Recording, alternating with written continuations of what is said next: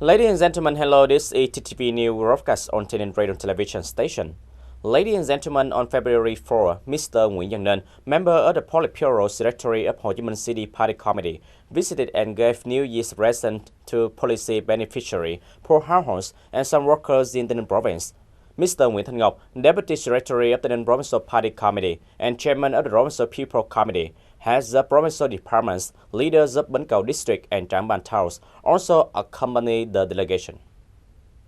Member of the Politburo and Secretary of Ho Chi Minh City Party Committee Nguyễn Văn Nên presented a total of 300 gifts to policy beneficiaries, poor households of Bang Than Commune of Ben Cau district, and typical workers with difficult circumstances working in Trang Bang Industrial Park. These gifts are funded by the Vietnam Red Cross Society Central Committee and the Vietnam General Confederation of Labor. At each destination, Mr. Nguyễn Văn Nên affirmed that the party, the state, and authorities at all levels always take care of policy beneficiaries, people with meritorious services to the country, and families in difficult circumstances. On the occasion of that holiday is to share their difficulties, especially during the time when the COVID-19 epidemic is affecting the socio-economic life of the people, so that everyone can enjoy that holiday.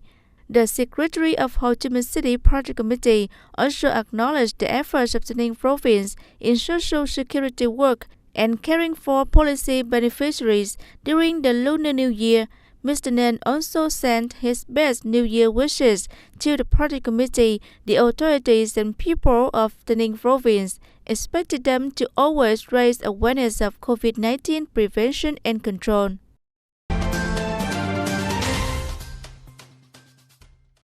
In the morning of February the 3rd, Dr. Nguyễn Văn Cường, Deputy Director in charge of the Ninh Provincial Health Department and Vice Head of the Provincial Steering Committee for Disease Prevention and Control, accompanied by leaders of Ben Cau People's Committee, paid a New Year's visit to officers, soldiers, nurses, and doctors on duty in the isolation area located at the duty-free supermarket or GC.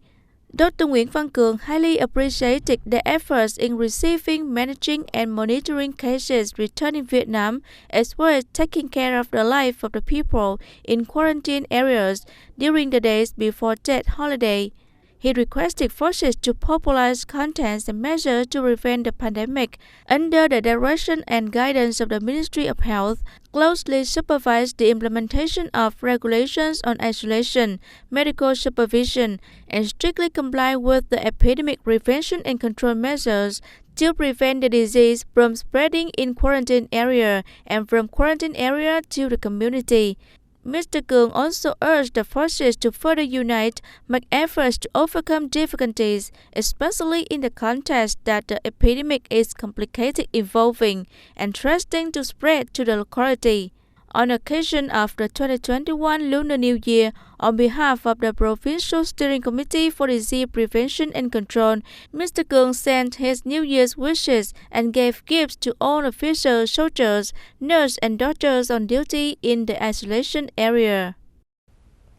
Mr. Sodaret, Cambodian Consul General to Ho Chi Minh City, and members of delegation on February 4 visited and sent their New Year wishes to Tay Ninh leadership on the occasion of the Vietnamese Lunar New Year.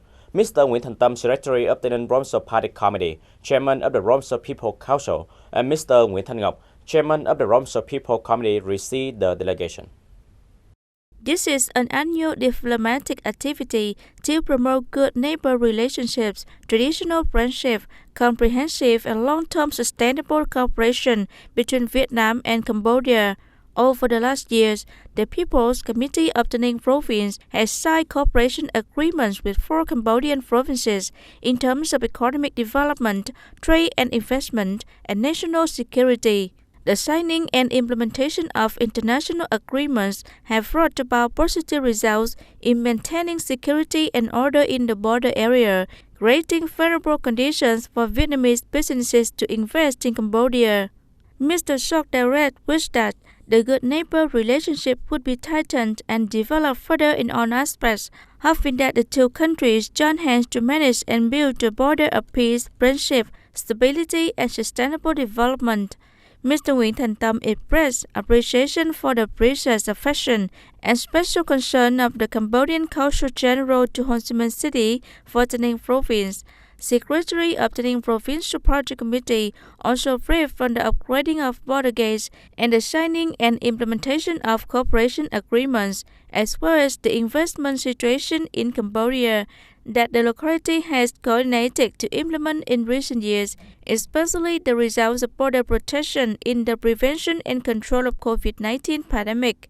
The leadership of Tay Ninh Province urged Cambodia to continue implementing plans for border protection and disease prevention and control in the area under its management, according to the cooperation program signed with the neighboring provinces, so that the lives of the border people are increasingly stable and developed. In the afternoon of February the 3rd, the Public Security Department of Tay Ninh Province held a progress meeting on their performance in January 2021.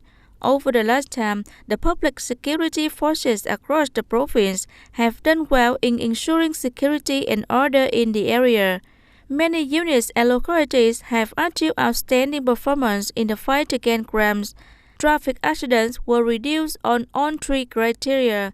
The issue of citizenship multi-identity cards continued to be interested in and speed up the implementation progress, etc. Colonel Nguyễn Văn Trải, Director of the Public Security Department of Tay Ninh Province, praised the results that the provincial public security forces have achieved, which was also acknowledged and appreciated by the Ministry of Public Security, the Provincial Party Committee, and the Provincial People's Committee. The Director of the Public Security Department also asked all forces to further strengthen the fight against economic, criminal, grudge-related crimes, illegal entry and exit, to speed up the granting of citizenship multi-identity cards, intensify patrol and control to ensure traffic order and safety.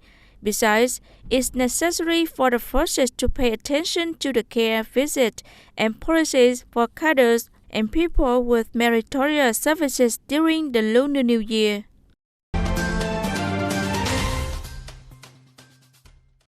Coconut bonsai trees may be very familiar for ornamental plant fanciers in the western region, but as for people in Tay Ninh Province, especially in border areas such as Phước Vinh Commune of Châu Thành District, this is completely new. In recent months, Ms. Bùi Thị Kim Oanh has made various models of coconut bonsai trees at her home.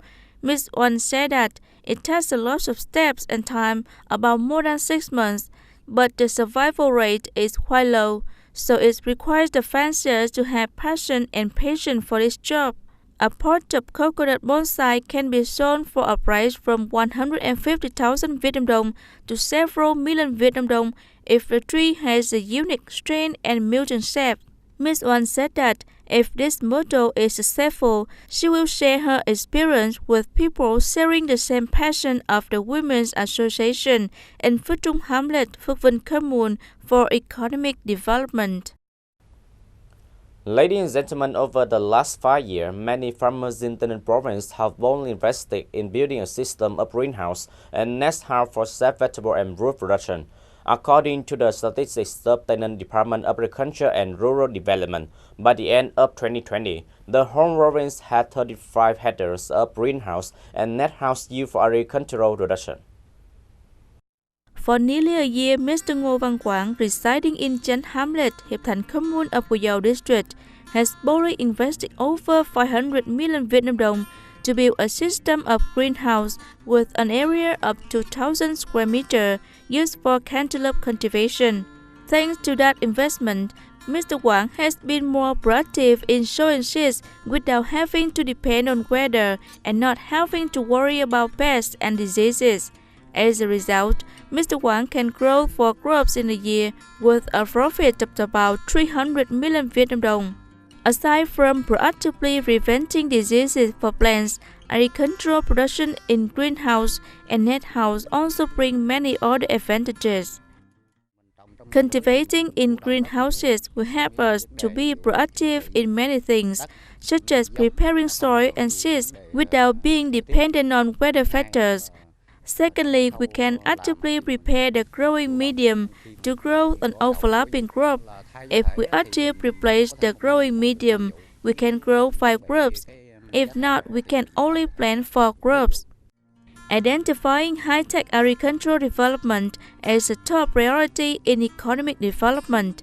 In the coming time, the Ninh province will continue to create favorable mechanisms and policies for people to change their land use purposes, facilitate businesses and cooperatives investing in agriculture, encourage the development of farms and family farms, increase production scale, form concentrated commodity production areas to promote advantages of each locality, intensify the close link between production, processing, and consumption of products, as well as step up the restructuring of agricultural production in the direction of high added value based on applying scientific and technical advances, especially building agricultural production models in greenhouse and net house. Our province currently has a policy to develop high-tech agriculture under VietGAP Global Gap standards and other biosafety production models.